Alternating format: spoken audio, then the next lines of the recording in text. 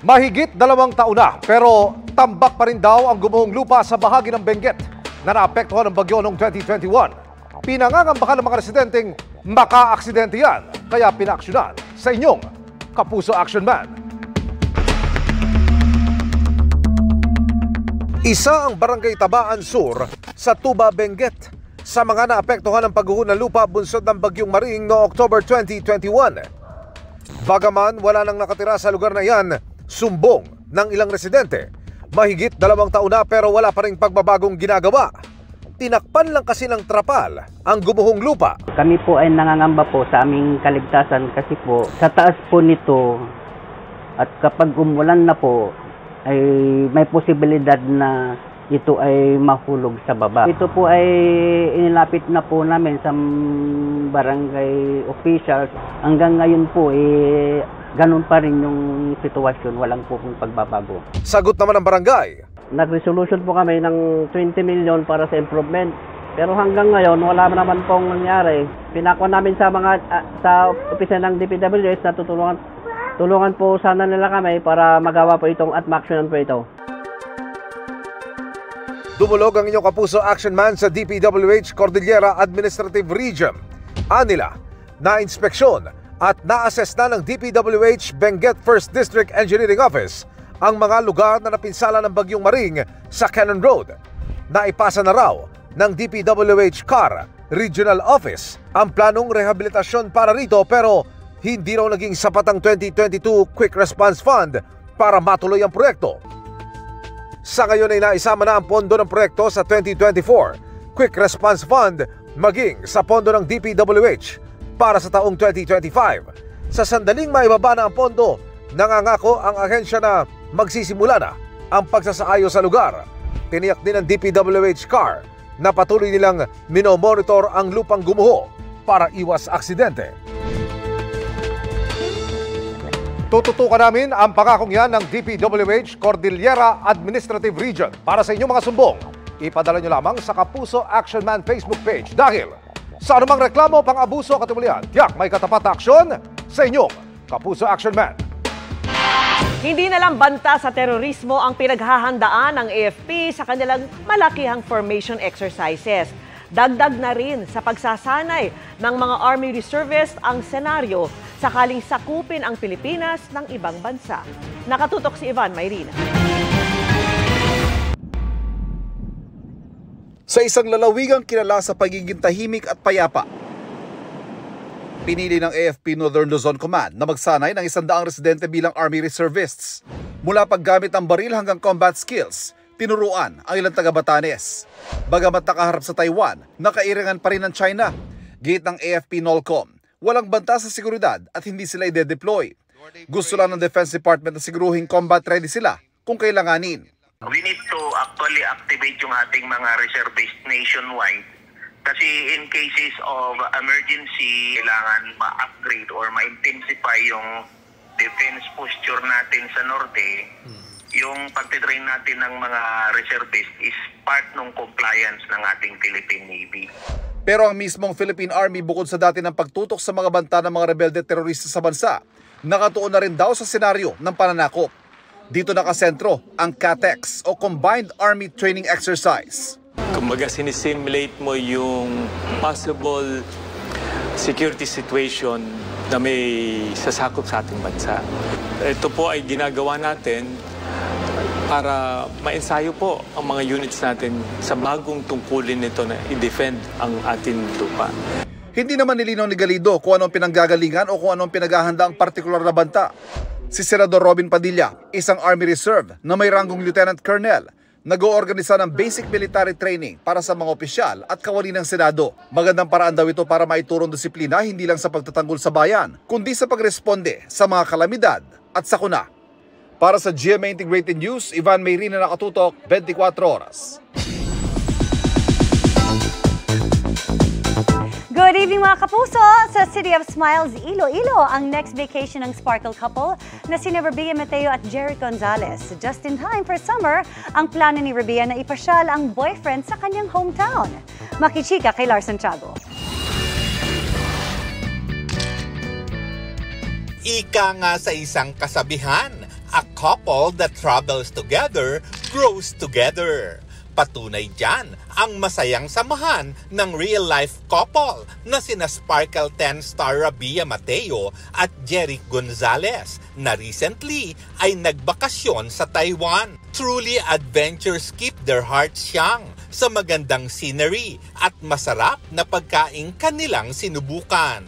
This weekend, super sweet naman sila habang pinapanood si multi-awarded singer-songwriter Ed Sheeran na nagbalik sa bansa.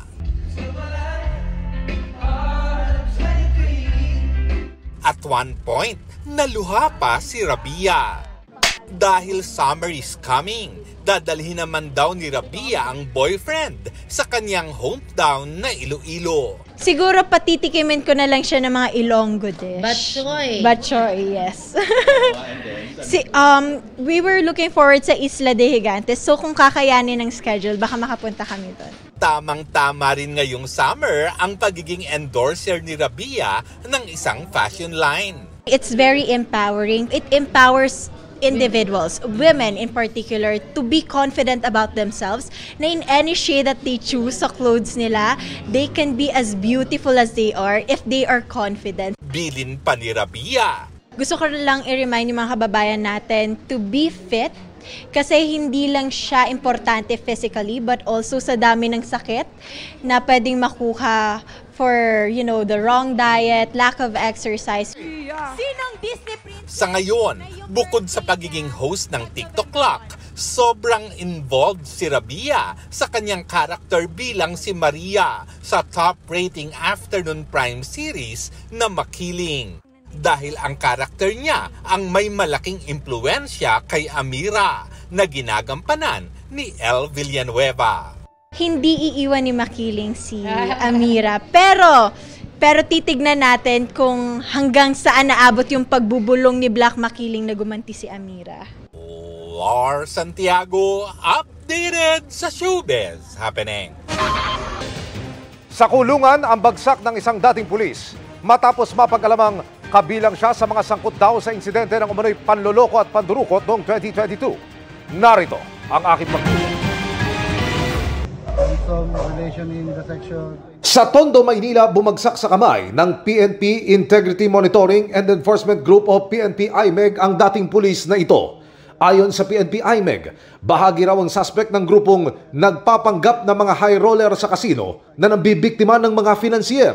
Pag matatalo, manghihiram ng pera doon sa mga financier kapalit ng pagsangla ng mga sasakyan nila. Pag lalo pang lumaki yung kanilang perang nahiram, mag-o-offer sila na isangla o ibenta yung kanilang lupa. At pag sumama na sa kanila ang biktima, dito na nila isasagawa ang krimen. Huwag tayong basta-basta magtiwala sa mga ganyan magbebenta tapos sasama tayo bigla. Hindi natin kilala yung mga tao. Noong 2022, meron nang nabiktima ang grupo pero nakatakas sa mga biktima na na-videohan noon ng GMA Integrated News habang inuupakan ang isa sa mga kasabwat. Pinaghahanap pa ang iba sa kanilang mga kasamahan. Patuloy naman naming sinusubok na makunan ng panig ng dinakip na dating pulis. Para sa GMA Integrated News, Emil Sumangil, nakatutok 24 oras. Humarap sa matinding pagsubok ang bayan ng Tarragona sa Davao Oriental matapos ang matinding pagbaha at pagguho ng lupa. Ang isang barangay nga doon ay na-isolate dahil sa nasirang tulay kaya apektado pati kabuhayan ng mga residente. Agad silang tinungo ng GMA Kapuso Foundation.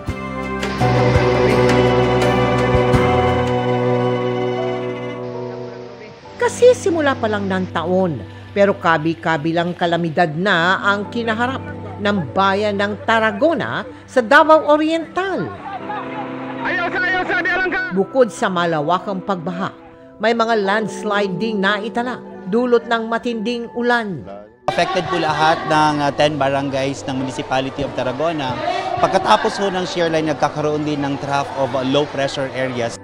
Isa nga sa matinding napuruhan ang Barangay Limot na ilang araw na isolate dahil sa nasirang tulay sa lugar. Malaki talaga ang epekto kasi ang tulay na yan, yun ang entrance pati exit ng mga produkto dito sa amin. Apektado tuloy ang kabuhayan ng mga magsasaka gaya ni Hill. Nasira ang kanyang mga tanim na saging at niyog. Yung pag-ulan, ma'am, hindi pa namin inakala na yung level ng tubig tataas. Apektado kasi saan ka man, ano man yung tingnan sa'yo ng buyer kung wala kang niyog. Nabawasan yung kilo sa saging, nabawasan din. Isang buwan na ang nakalipas pero hirap pa rin makabangon ang mga residente ng Barangay Limot. Kaya sa ilalim ng Operation Bayanihan ng GMA Kapuso Foundation at sa tulong ng Philippine Army, nagtungo tayo sa kanilang liblib na barangay para maghatid ng tulong sa mahigit 3,000 individual. Nasisiyahan po kami na narinig na may tulong talaga na galing sa GMA Kapuso Foundation. Maraming salamat.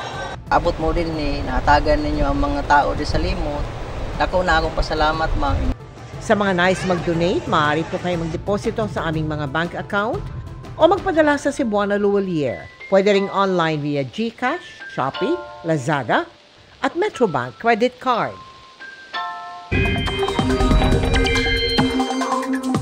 Mga kapuso, walang bagyo pero 3 mga weather system ang iiral at makakaapekto sa bansa. Hindi na lang yan amihan at easterlies, kundi pati ang shear line. Ang shear line ay kung saan nagsasalubong ang malamig at mainit na hangin. Nabubuo rito ang makakapal na kaulapan, kaya dala-dala dito ang maulang panahon sa mga apektadong lugar. Kaya bukas, base po sa datos ng Metro Weather, may tsansa ng ulan sa ilang bahagi ng Ilocos Region, Isabela, Aurora, Calabarzon, Bicol Region, Mindoro Provinces at Zambales. Sa Metro Manila, mababa naman ang tsansa ng ulan pero doble ingat pa rin. Posible naman ang kalat-kalat na ulan sa hapon sa ilang bahagi ng Aklan, Iloilo, Negros, pati na sa Samar at Leyte Provinces. May mga pag-ulan din sa Misamis Occidental, Sulu Archipelago, Caraga at Northern Mindanao. Sabi po ng Pag-asa, maaring hanggang bukas makaapekto sa bansa ang shear line. Unti-unti rin ulit hihina ang amihan pero posibleng may panibagong bugso pa raw yan sa susunod na linggo sa katuluyang mawawala bago magtapos ang Marso. Mga kapuso, good news naman sa mga naghahanap ng trabaho abroad. Libu-libong Pinoy skilled workers ang kakailanganin sa Germany at Czech Republic. Nakatutok si JP Soriano. Graduate ng Electrical and Computer Installation and Maintenance Skills sa TESDA, sina Heidi at Ramonito. Si Heidi, nagtrabaho muna bilang sekretarya sa opisina at naging barista sa isang cafe. Pero ngayon, gusto na raw niyang mag-abroad kaya naghahanap-hanap na siya ng ma-applyan. Po Germany, Europe, Canada, yan po Japan, yun po yung mga natatarget ko pong bansa. Kabaligtaran naman si Ramonito na ayaw sanang mag-abroad para di mawalay sa kanyang ina. Pero para po sa mother ko and para makapag-provide ako ng magandang support para sa kanya kasi tumatanda na rin po siya. Sakto, dahil ang mga skilled workers gaya din na Heidi at Ramonito ang kakailanganin ng Germany at Czech Republic. Ayon sa Department of Migrant Workers, ikinakasan na ang mga kasunduan para sa lehitimo at maayos sa deployment. Itinaon din ang mga pag-uusap sa working visit ni Pangulong Bongbong Marcos sa Germany. Kailangan nila sa manufacturing, kailangan nila sa mga engineering works, construction. Sunod na makakausap ng DMW ang labor officials ng Czech Republic sa pagbisita rin doon ni Pangulong Marcos. They are allotting 10,000 working visas for Filipinos for this year across industries. Paano natin to gagawin itong 10,000? Ano ba itong mga workers na ito? And ano yung recruitment modalities na gagawin natin? At saka siguro i-stress natin yung fight against illegal recruitment. Ayon sa DMW, target daw na makabuo ng government-to-government o G2G kung tawagin sa Germany. Gaya raw ng kasunduan sa pagde-deploy ng mga Pilipinong nurse doon sa ilalim ng Triple Win Agreement.